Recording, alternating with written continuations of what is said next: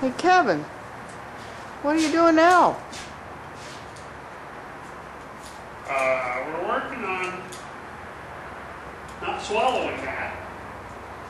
This is Sashay, and I got a top piece cut for it.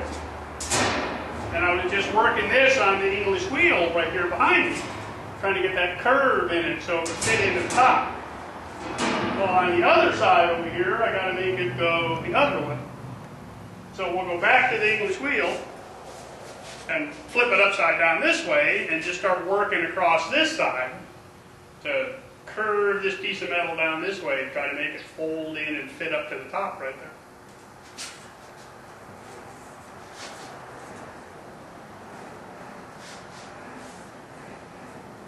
And with this piece you need a little patience because it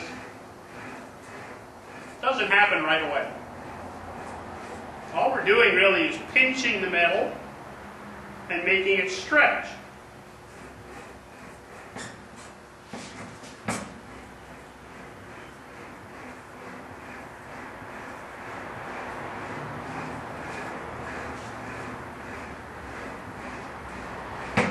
And it's also good exercise. I don't know if you can see it, but it's just starting to curl down a little bit right on the end.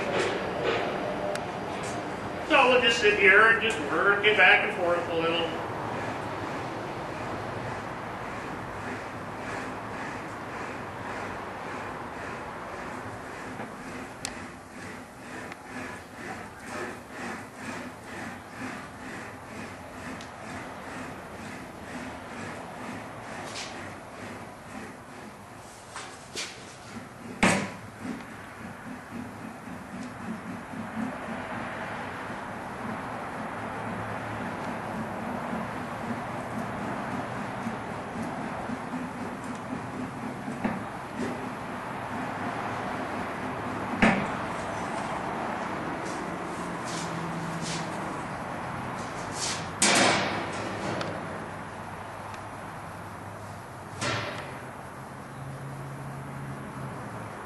Well, I got a long way to go, don't I?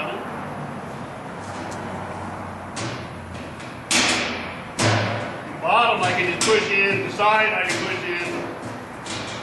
Got to get this guy to wrap around here a little bit. Let's go to the air hammer. That'll speed things up.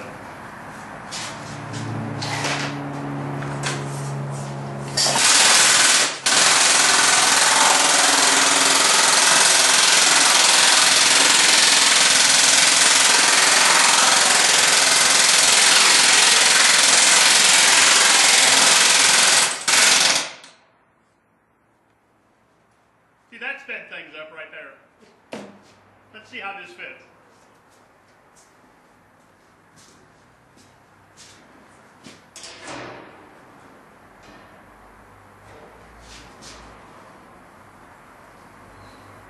And across there.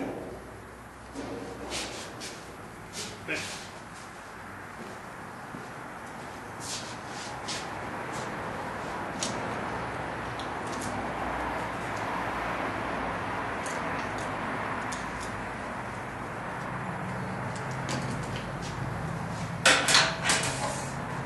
My neighbors just love it when I play with this.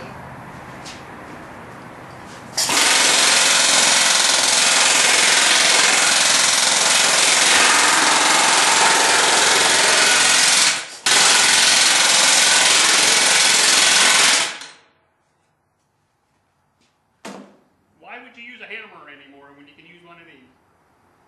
Let's see how we fit.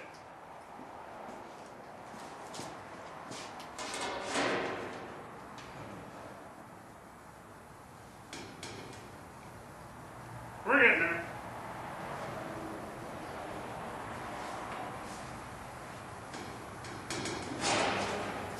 Sometimes you do use the hammer instead of that. Why? Well, sometimes, see, I've got a sandbag that you can use to shape metal like this with, where you just throw it on the sandbag upside down, and you can just work it with a plastic hammer in here and get that rough shape going. It's fairly quick, very arm intensive, great way to work up a sweat. Then you can come put the rubber dies or the plastic dies, which are the flanishing dies. They'll take out all the hammer marks, smooth everything off, make it all polished looking, and you can do that over here after you shape it when you sandbag. Or you put the bigger power head on it, you turn up the air pressure, you put the metal dies in it, and just do it right here. Expedience, I guess, I was using this before on a different project, so it was already set up. So rather than go dig out the sandbag, use it here. You use the air hammer. The other way to do it is just go to the anvil, but the anvil is really for straightening and smoothing. You can get a little bit of a shape going to it, but it's kind of a big piece to work on the anvil. I just like this. I like to play with this. Back door.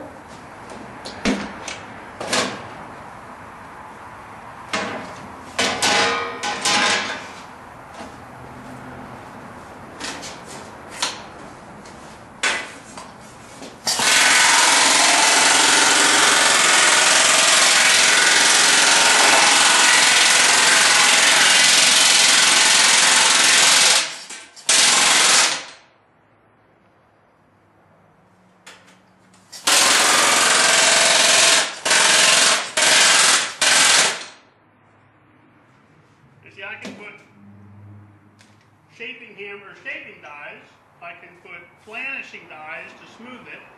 I can put shrinking dies in it.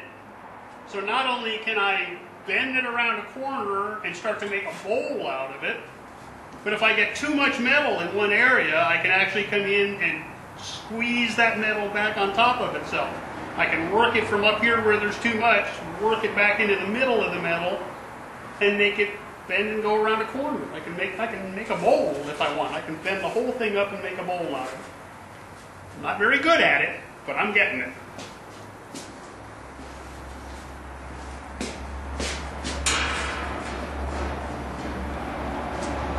That fits pretty good, doesn't it? Now, you guys have been watching me work over here. Have you ever wondered how come the table keeps getting taller and shorter all by itself? The last time you looked at this, it was down here when I was grinding on it, cutting on it. Now it's up here. This is an old in-ground automotive lift. The big chrome cylinder like you used to see in the garages. What I did was I took that mechanism off for picking the car up with and put this big piece of plate steel on it. So now I've got a workbench that I can raise or lower at any height. I can pick up a big heavy piece and get it up to where I can work right at it right in front of myself without having to sit on the ground or stand on the ladder. If the piece is too tall, like this is, if I wanted to work on the top of it, once it was already mounted on its base, I can set it alongside, lift the table halfway up, step up on the table. Now I'm taller than the sculpture. Pretty cool. Back to work. See you next time.